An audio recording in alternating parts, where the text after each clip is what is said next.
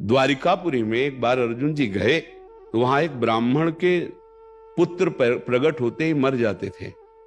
तो वो आकर के राज दरबार में रखता, बोला ऐसा तो कभी नहीं होता कि पिता के सामने नवजात शिशु की मृत्यु हो जाए, इसका मतलब राजा का दोष होता है। अर्जुन जी बैठे थे, वो निंदा कर रहा था। अर्जुन जी ने कहा मैं प्रण लेता हूं कि आपकी जो तुम्हारी संतान होगी उसकी मैं रक्षा करूंगा, यदि रक्षा नहीं कर पाया तो मैं चिता लगाकर भस्म हो जाऊंगा। भागो। तो उस ब्राह्मण ने कहा अर्जुन तुम व्यर्थ की बात क्यों करते हो, जहां भगवान श्री कृष्ण और बलराम जी विराजमान हैं। तो उनका मैं श्री कृष्ण और बलराम नहीं हूं, मैं गांडीव धनुषधारी अर्जुन हूं, जो प्रतिज्ञा करता हूं उसका पालन करता हूं।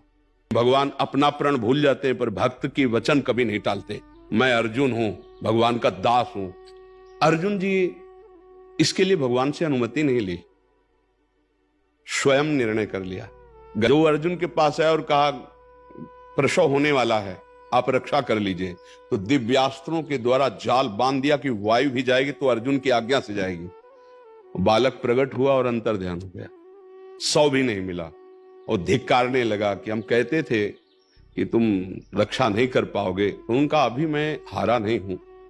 यमपुरी गए, आदेश किया कि अगर उस ब्राह्मण का बालक यहां लाया गया, उनका नहीं, बिल्कुल नहीं।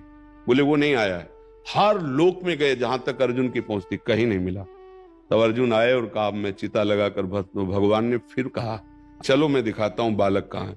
फिर भगवान ऐसी जगह से गए जहां अर्जुन जा ही नहीं सकते थे, जल ही जल, अंधकार ही अंधकार, फिर तेज ही तेज। और वहां गए तो वहां एक श्री कृष्ण आसन पर विराजमान थे। बोले प्रणाम करो, ये भूमा पुरुष है।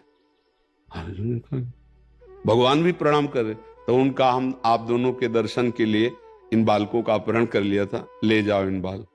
अर्जुन की समझ में नहीं आया कि जो श्री कृष्ण हमारे पास है वो ये भूमा पुरुष कैसे बल करके बैठे हुए। जिस समय जिसको जैसा चाहे वैसा ही कर देते।